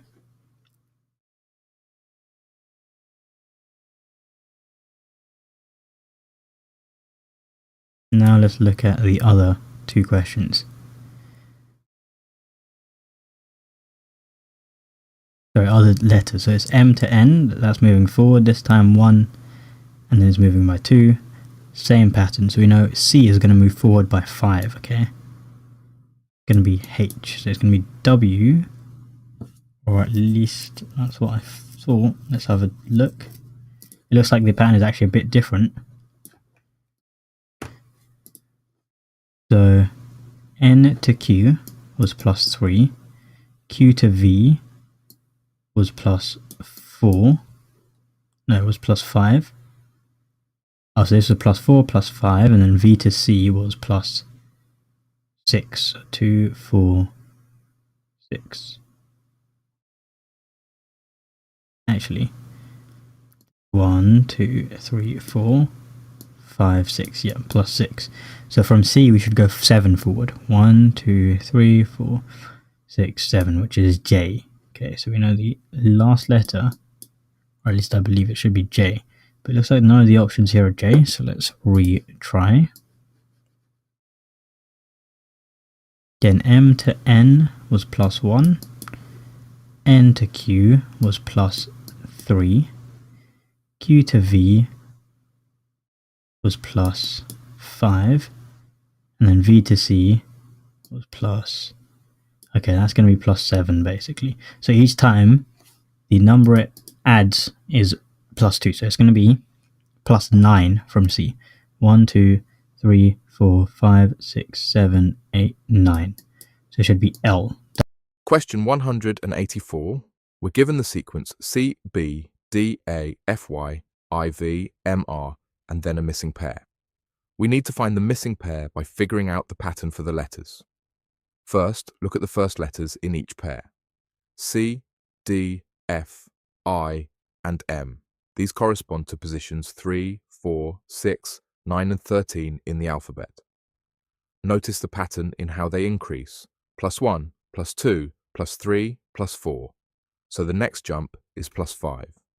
Adding 5 to 13 gives us 18, which is the letter R. Next, look at the second letters, B, A, Y, V, and R. Their positions are 2, 1, 7, 5, and 125, 22, and 18. They're going down. -1, -2, -3, -4. So the next step is -5. Subtracting 5 from 18 gives us 13, which is the letter M. Putting it all together, the missing pair is RM question 185. We're given the sequence LM, KN, IQ, FV, BC, and then a missing pair. We need to find the missing pair by figuring out the pattern for the letters. First, let's look at the first letters in each pair, L, K, I, F, and B. Notice how these letters are stepping backwards in the alphabet. L to K is -1, K to I is -2, I to F is -3, and F to B is -4. So the pattern is clear. Each step is getting smaller by one more letter. If we continue this pattern, we subtract 5 from B. Since we're going past A, we wrap around to the end of the alphabet, starting at B and going backwards. 5 letters brings us to W. Now, let's look at the second letters in the pairs, M, N, Q, V, and C. This time, the letters are stepping forward in the alphabet. M to N is +1, N to Q is +3, Q to V is +5, and V to C is +7. So the pattern is clear. Each step adds more letters. If we continue this pattern, we add 9 to C. Counting forward, 9 letters brings us to L. Putting it all together, the missing pair is WL, question 186. We're given the sequence MA, OF, LK, NP, KU, and then a missing pair. We need to find the missing pair by figuring out the pattern for the letters. First, look at the first letters, M, O, L, N, K. These are positions 13, 15, 12, 14, and 11 in the alphabet. Notice the pattern, +2, then -3, +2, -3. So the next step is +2 again. 11 + 2 is 13, which is M. Now, look at the second letters, A, F, K, P, U. These are positions 1, 6, 11, 16, and 183, 21. They're going up by 5 each time. So from 21, we add 5 to get 26, which is Z. Putting it all together, the missing pair is MZ, question 187. We're given the sequence OM, PL, SI, XD, EW, and then a missing pair. We need to find the missing pair by figuring out the pattern for the letters. First, check the first letters in each pair. O, P, S, X, E. In terms of alphabetical positions, that's 15, 16, 19, 24, and 5. Notice the pattern, +1, +3, +5, +7. To continue, we add 9, so 5 + 9 is 14, which is N. Now check the second letters, M, L, I, D, W. Their positions are 13, 12, 1, 4, 5, 9, 4, and 23. We're going down by 1, then 3, then 5, then 7. So the next step is -9. 23 minus 9 is 14, which again is N. Putting these together, we get N for the first letter and N for the second letter, making NN question 188.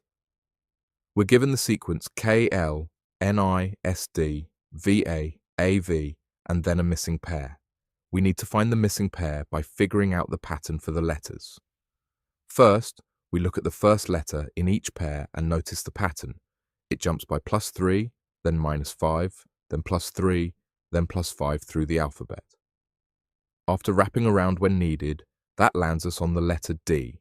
Next, we look at the second letter in each pair and see another pattern.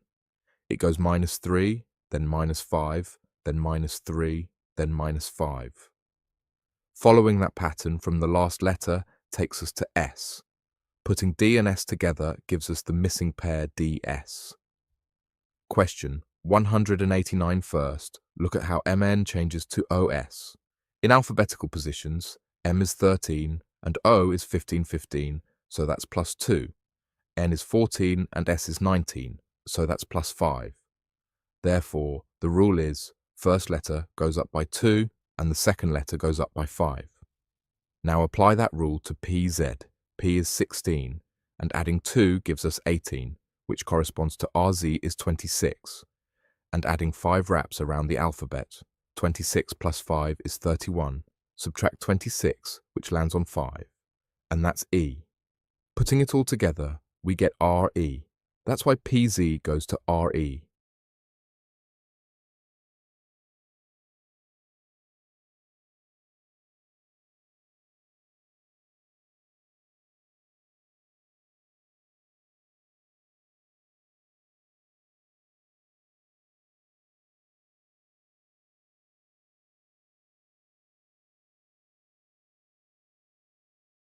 Question 191st. Notice how CF turns into JC.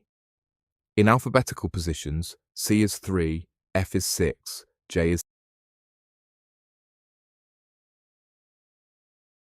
Question 191st. Notice how CF turns into JC. In alphabetical positions, C is 3, F is 6, J is 10, and C is 3 again. Moving from C to J adds 7, 3 plus 7 is 10, and moving from F down to C subtracts 3, 6 minus 3 is 3.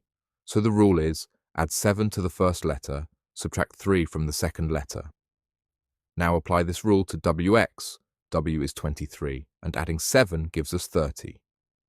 Since the alphabet has only 26 letters, we wrap around by subtracting 26, which lands us on 4, the letter D. For X, which is 24, we subtract 3 to get 21, which is U. Putting it together, we get DU. That's why WX is to DU, just as CF is to JC. Question 191. First, look at the letters in HIJ and how they change. H, 8, goes to F, 6, which is minus 2. I, 9, goes to L, E, 12, which is plus 2. 3J, 10, goes to I, 9, which is minus 1. So the pattern is minus 2 plus 3 minus 1. Now apply that pattern to PLK. P, 16, minus 2 is 14, which is N, L, 12, plus 3 is 15, which is O.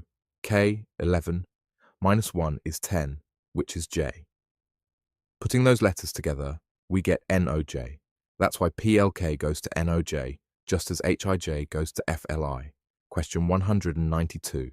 Let's see how AB changes to ZY. A is the first letter, and Z is the 26th. B is the second letter, and Y is the 25th. So each letter is being reflected around the middle of the alphabet. Applying that idea to CD, C is the third letter, and its reflection is X, which is the 24th. D is the fourth letter, and its reflection is W, the 23rd. Putting those together, we get XW. That's why CD goes to XW, just like AB goes to ZY. Question 193. Let's see how AD becomes ZE, then apply the same rule to CF. A is the first letter, and Z is the 26th. That's a jump of 25. D is the fourth letter, and E is the fifth. That's a jump of 1. So, for each pair, we're adding 25 to the first letter's position and 1 to the second letter's position, wrapping around if needed. Now apply that to CF. C is the third letter. Adding 25 gives us 28.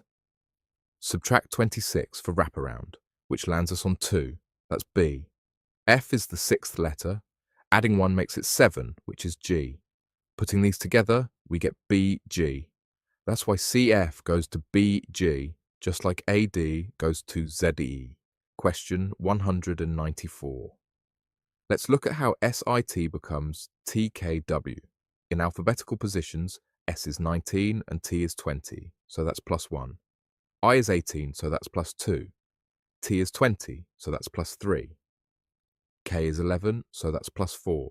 W is 23, so that's plus 5, 9, and K is 11, so that's plus 2. T is 20, and W is 23, so that's plus 3. It looks like we're adding 1 to the first letter, 2 to the second, and 3 to the third. Now apply this to SIMS, 19, plus 1 is T, 20. I, 9 plus 2 is K, 11. M, 13, plus 3 is P, 16. So the code for SIM is TKP. Question 195. Let's look at how CAT becomes YVN by checking their positions in the alphabet. C is 3, A is 1, and T is 20. When we move to YVN, Y is 25, V is 22, and N is 100. Notice that going from C to Y is a shift of plus 22. 3 plus 22 is 25. A to V is 250 plus 21, 1 plus 21 is 22, and T to N is plus 20 in a wraparound sense. 20 plus 20 is 40, minus 26 lands at 14. So the pattern for the first letter is add 22, for the second letter add 21, and for the third letter add 20. Now apply this pattern to APE. A is 1, plus 22 is 23. P is 2, plus 21 is 23. E is 3, plus 20 is 23, which is W. P is 16, plus 21 is 37, minus 26. Lands on 11, which is K. E is 5, plus 20 is 25, which is Y. Putting it all together, we get WKY. That's why APE becomes WKNG. Question 196. Let's compare the letters in LAST and their coded forms in KBRU. L goes to K, which is -1 in the alphabet. A goes to B, which is +1. S goes to R, which is -1. T goes to U, which is +1. Now let's apply a similar idea to MINE. M goes to L, which is -1. I goes to J, which is +1. N goes to M, which is -1. E goes to G, which is +1. Putting these together, we get LJMG. That's why the code for MINE is LJMG. Question 197 first. Check how GROW changes to IPQU. G, 7 goes to I9, which is +2. 18 goes to P, 16, which is +2. O, 15 goes to Q, 17, which is +2.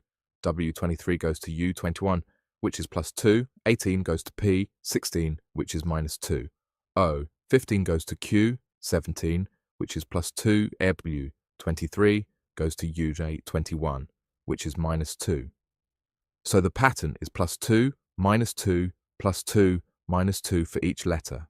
Now apply that pattern to MEOW. M, 13, +2 is O, 15. E, 5, -2 is C, 3. O, 15, +2 is Q, 17. W's, 23, -2 is U, 21.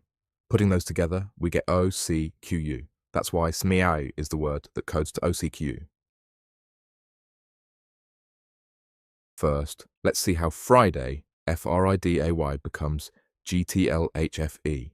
Looking at each letter in alphabetical positions, F, 6, +1 becomes G, 7. R, 18, +2 becomes T, 20. I, 9 + 3 becomes L, 12. D, 4 + 4 becomes H, 8. A, 1 + 5 becomes F, 6. Y, 25. +6 is 31. Subtract 26 to wrap around, giving us 5, E. So the pattern is +1, +2, +3, +4, +5, +6 in that order. Now apply this to Monday, MONDAY. M, 13, +1 is N, 14. O, 15, +2 is Q, 17. N, 14, +3 is Q, 17. D, 4 + 4 is H, 8.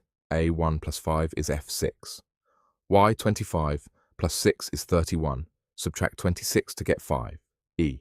That spells NQQHFE. That's why Monday gives the code NQQHFE. There are 4 words and 3 codes given below. Each code matches one of the words, but they are not written in the same order. One of the words does not have a code. Work out the correct code for each word and then answer the questions that follow. Circle the correct answer from the choices given below each question. Explanation of how to match 4 words with 3 codes. The words are game, gain, boon, and tele. The codes are 1886, 7253, and 7246. Step 1. Match repeated letters to repeated digits. Boon has 2 O's and 1886 has 2 8s. So Boon matches 1886, which tells us B is 1, O is 8, and N is 6. Step 2. Match words with unique letters to codes with unique digits. That leaves game and gain, and the codes 7, 253, and 7, 246. Both codes have unique digits, so they should match words with unique letters. Game matches 7-2-5-3, meaning G is 7, A is 2, M is 5, E is 3. Game matches 7-7-2-4-6, meaning G is 7, A is 2, I is 4, and N is 6. Step 3. Confirm the leftover word. TELE is the only word left, so it remains uncoded. Here is the complete letter-to-digit list. B is 1, O is 8, N is 6, G is 7, A is 2, M is 5, E is 3, I is 4. Now that we have cracked the code, we are going to use this information to answer questions 199 through 203. Question 199. If B is 1, O is 8, N is 6, G is 7, A is 2, M is 5, E is 3, and I is 4186. 3 means BONE because B corresponds to 1, O corresponds to 8, N corresponds to 5, 6, and E corresponds to 3. So the correct answer is BONE question 200. If B is 1, O is 8, N is 6, G is 7, A is 2, M is 5, E is 3, and I is 4, then 1263 is the code for BANE because B corresponds to 1, A corresponds to 2, N corresponds to 6, and E corresponds to 3. So the correct code is 1263 question 201. If B is 1, O is 8, N is 6, G is 7, A is 2, M is 5, E is 3, and I is 4, 5, 4, 6. 3 means mine because M corresponds to 5, I corresponds to 4, 4, N corresponds to 6, and E corresponds to 3. So the correct answer is mine. Question 202. If B is 1, O is 8, N is 186, G is 7, A is 2, M is 5, E is 3, and I is 452, 46 is the code for main because M corresponds to 5, A corresponds to 2, I corresponds to 4, and N corresponds to 6. So the correct code is 5246. Question 203. If B is 1, O is 8, N is 6, G is 7, A is 2, M is 5, E is 3, and I is 4, 6253. Means name because N corresponds to 6, A corresponds to 7. 2, M corresponds to 5, and E corresponds to 3. So the correct answer is name.